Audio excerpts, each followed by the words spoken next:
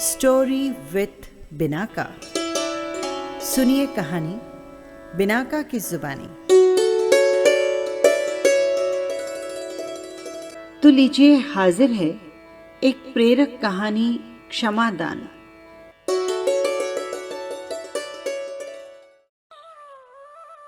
आधी रात का समय था। छत्रपति शिवाजी गहरी नींद में सो रहे थे। तभी पहरेदारों की नजरें बचाकर 12-13 साल का एक किशोर महाराज के शयन कक्ष में घुस गया। इधर उधर देखकर झटपट उसने अपनी कमर में खोसी कटार निकाल ली और सो रहे शिवाजी पर वो वार करने ही जा रहा था कि किसी ने पीछे से आकर उसे मजबूती से पकड़ लिया। बुरी तरह चौंककर बालक ने पीछे पलटकर देखा तो उसके रोंगटे खड़े हो गए।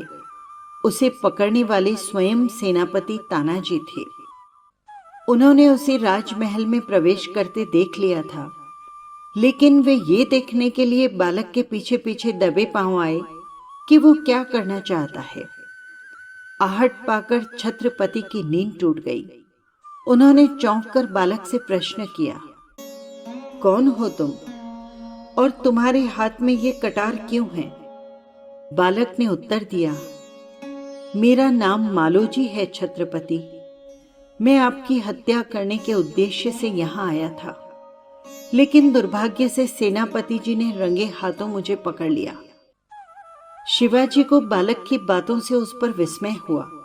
पूछा, मेरी हत्या तुम क्यों करना चाहते हो? मालोजी ने भर्राई हुई आवाज में कहा, हत्याएं शत्रुओं की जाती है महाराज, परंतु आप मेरे शत्रु नहीं हैं। विवश होकर ही मैं आपकी हत्या करना चाहता था। छत्रपति शिवाजी ने उस सर्वथा अपरिचित बालक को सिर से पांव तक देखा और पुनः प्रश्न किया, तुम्हारी वो कौन सी विवशता है जिसने मेरा वध करने के लिए तुम्हें प्रेरित किया? मालोजी अब फूट फूट कर रो पड़ा। मुझे क्षमा करें छत्रपति, मैं अपनी गरीब और विधवा मां की इकलौती संतान हूं। बेचारी कई दिनों से भूखी है। आपके शत्रु सुभाग राय ने मुझे ये कहकर प्रलोभित किया कि यदि मैं आपकी हत्या कर डालूं तो वो मुझे 1000 सोने की मोहरें देगा। इतना सुनते ही सेनापति तानाजी ने कड़कती हुई आवाज में कहा, दुष्ट, नीच, लोभी, धन के लोभ से तू महाराष्ट्र गौरव का प्राण नाश करना चाहता है। अभी मैं तुझे यमलोक पहुंचा देता हूं।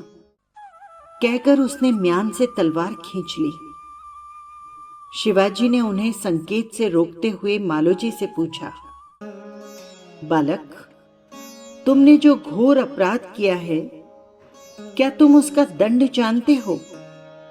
मालोजी ने मरी हुई मुस्कान के साथ उत्तर दिया, आप मुझे प्राण दंड से दंडित करेंगे, ये मैं जानता हूं छत्रपति।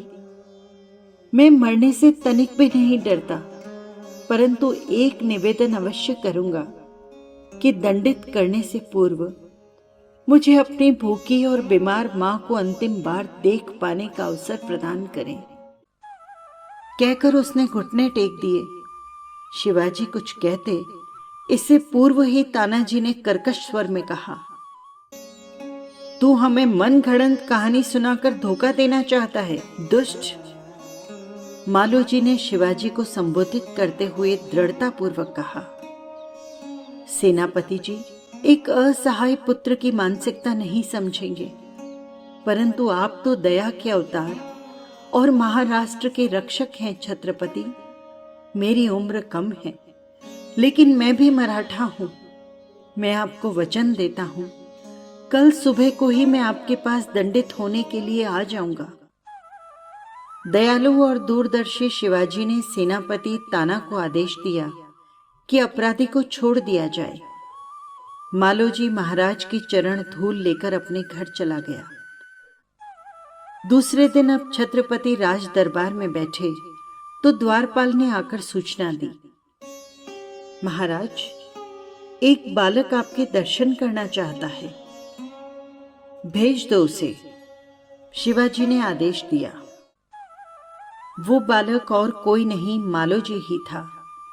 उसने छत्रपति को अभिवादन करते हुए निवेदन किया, छत्रपति, मैं आपकी उदारता के लिए कृतज्ञ हूं। मैंने मां के दर्शन कर लिए हैं, अब मुझे दंडित कर कृतार्थ करें राजाधिराज। बालक की ईमानदारी, निर्भीकता और मातृभक्ति से प्रभावित होकर छत्रपति सिंहासन से उतर आए। आगे बढ़कर उन्होंने मालोजी को हृदय से लगा लिया। भाव विहल स्वर में बोले, महाराष्ट्र के लिए यदि मैं शक्तिशाली वर्तमान हूं, तो तुम लोग उसके स्वर्णिम भविष्य हो। तुम्हें मैं प्राण दंड से दंडित कर राष्ट्र की क्षति नहीं करना चाहता बालक। मातृभक्त मालोजी छत्रपति शिवाजी की स्नेह छाया में राजमहल में रहने लगा। उसकी विधवा मां को भी वहीं पर बुला लिया गया। आगे चलकर मालोजी मराठा सेना का एक विश्वस्त और पराक्रमी सैनिक बना। इतना ही नहीं, जो मालोजी एक दिन शिवाजी के जीवन का नाश करना चाहता था, वही अंतिम क्षणों तक उनका अंग रक्षक बना रहा। बस यही थी कहानी। आपको कैसी लगी कमेंट बॉक्स में जरूर लिखिएगा। और हाँ, यदि आपने चैनल को सब्सक्राइब नहीं किया है तो कर लीजिएगा। फिर मिलेंगे किसी नई कहानी के साथ। नमस्कार।